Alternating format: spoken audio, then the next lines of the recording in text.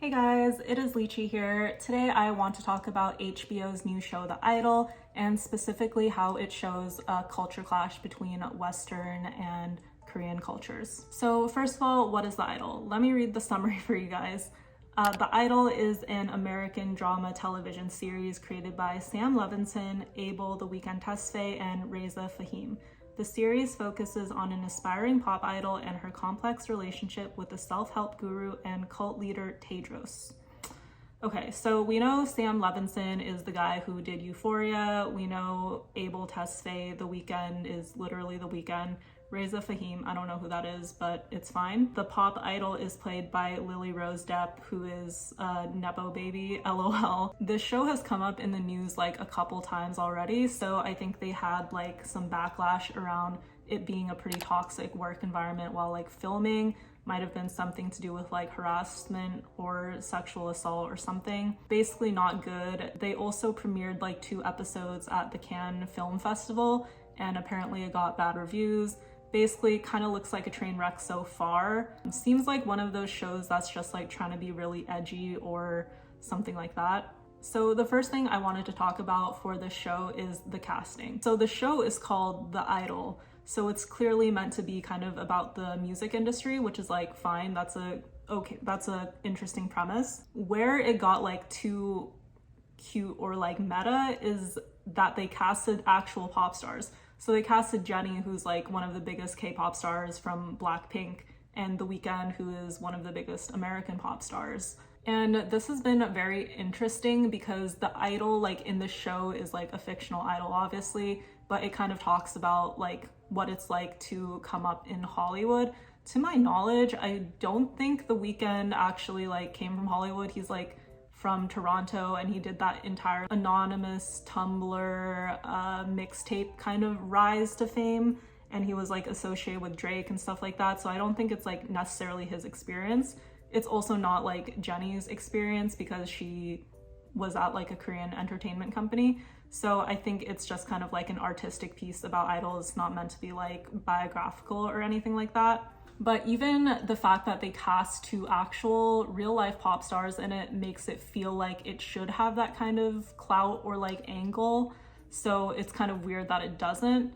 And then secondly, I'll get into this a little bit more later, but just to focus on the casting piece of it, I feel like they just added these people because they have famous names or they know that they have like an existing fan base. So they're like, oh, if we cast Jennie in this, all the blinks are gonna come watch it. Which, you know, that's fair and valid, I guess, but that is a marketing strategy.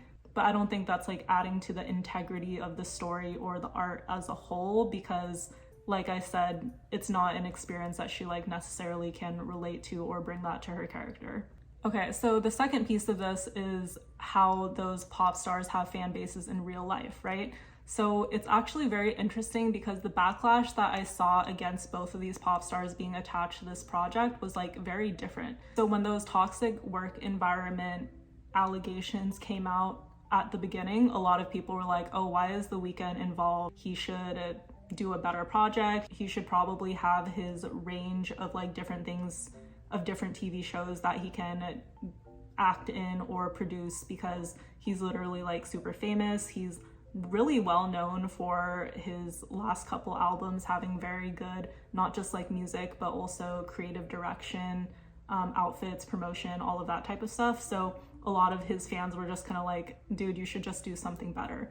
Versus this week when the first episode came out on HBO, all of the K-pop stans were kind of just like, Jennie's acting in these scenes that are too adult for her. Basically, the 2 scenes were like her doing a dance choreo and also them like going to a club, which I think was like not like extremely family friendly, but it also wasn't like supposedly rated R or anything like that. So I feel like that was kind of ridiculous because she's like a grown woman and an actress. So like it's not even that she was doing that in real life, like you guys realize she was acting that.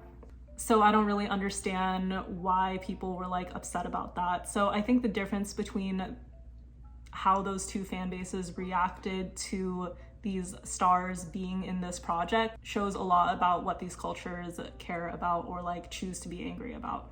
One last thing that I was thinking about with Jennie for this specifically was that she's in Blackpink, obviously, but Blackpink, out of all like Korean girl groups, is known to be pretty open to the Western market. Like, they've come and performed at Coachella twice. They do a lot of like American shows. They sing in a lot of English. So basically, instead of going after like Japan or Korea or other Asian countries, they're actually like very open to American or Western influences.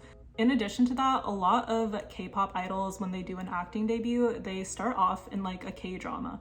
But Jennie, actually, this is her first acting role, and the first thing she did was like an HBO show, which is like so off script for the typical K-pop idol. I actually think it's really cool that she's doing something different from the typical K-pop idol, especially if they're trying to go more towards the Western audience and stuff like that. That's kind of my thoughts on it so far. I don't think I have like a real conclusion or anything, just kind of think it's like interesting. Let me know what you guys think. Leave a like on the video. See you guys next time. Bye.